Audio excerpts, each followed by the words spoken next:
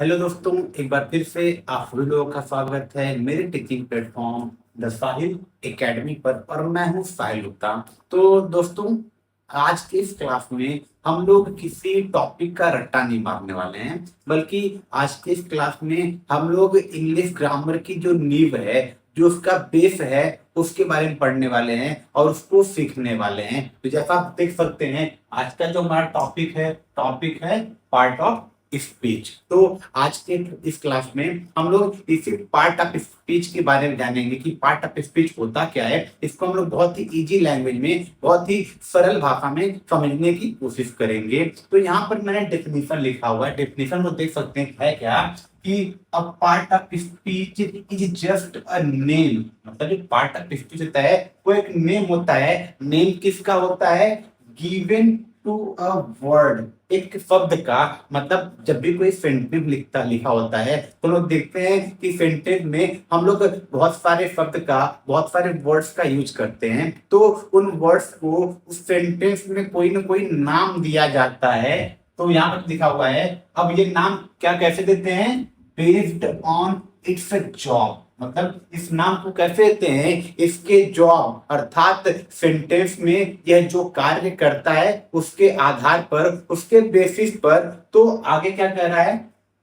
It tells us how a word works with other words. क्या कह रहा है कि यह हमें बताता है कि एक शब्द जो होता है वो बाकी शब्दों के साथ कार्य करता है। और कार्य किस बात करता है? कार्य करता है to complete the meaning of the sentence, किसी वाक्य के अर्थ को पूरा करने के लिए। अगर फिर भी यह डेफिनेशन नहीं समझ में आ रहा है तो चलिए मैं आपको रियल लाइफ के एग्जांपल से समझाता हूं, और एक एग्जांपल यहाँ पर लिखूंगा, उसके थ्रू पार्ट ऑफ स्पीच समझाने की कोशिश करूंगा। जैसे कि अगर मैं बात करूं, कोई व्यक्ति जो अपने घर में, बेटा हो सकता है या भाई हो सकता है, अगर वो कार्यालय में जाए तो वो एम्प्लॉय हो सकता है या फिर बॉस हो सकता है। और वही व्यक्ति अगर कहाँ पर जाए, बस में सवारी करे, ट्रैवल करे, तो वो पैसेंजर हो सकता है। तो यहाँ पर लोग क्या देख रहे हैं कि व्यक्ति तो एक ही है, लेकिन अलग अलग कंडीशन में उसका काम अलग हो जा रहा है और उसको एक अलग नाम दे दिया जा रहा है।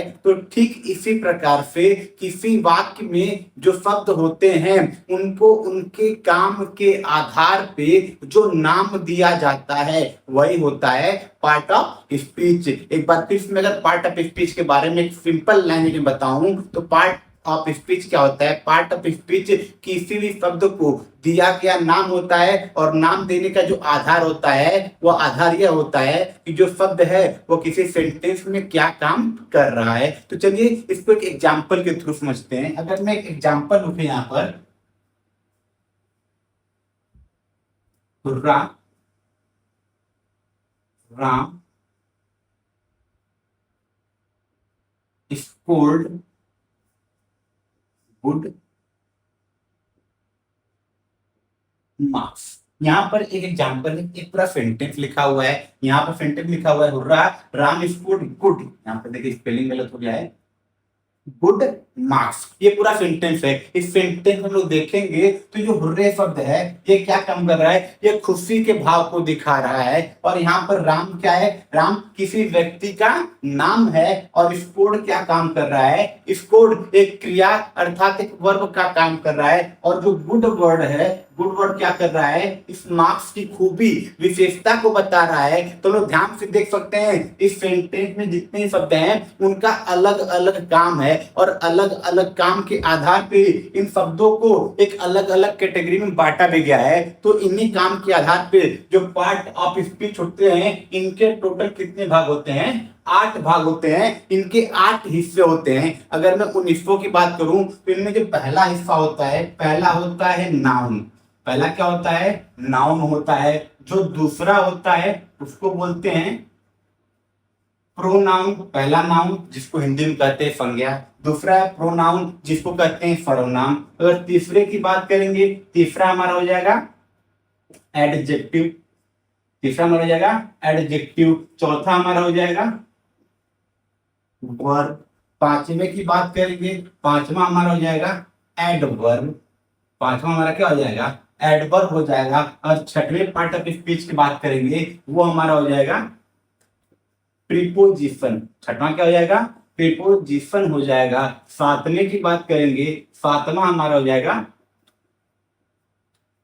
इंटरजेक्शन। इंटरजेक्शन। और जो लास्ट वाला पार्ट ऑफ स्पीच होता है वो हमारा होता है कंजक्शन। क्या होता है? कंजक्शन। तो ये कुल 8 पार्ट ऑफ स्पीच होते हैं। अगर मैं सिर्फ एक एग्जांपल की बात करूंगा तो जो हुर्रा वर्ड था, जो खुशी का भाव दिखा रहा था, वो कंजक्शन, वो हमारा क्या था? इंटरजेक्शन था। जो राम था वो नाम था, तो वो नाउन का काम कर रहा था। जो स्कोर था ये किसी क्रिया को दिखा रहा था, तो ये क्या था? ये कौन सा पार्ट ऑफ स्पीच था?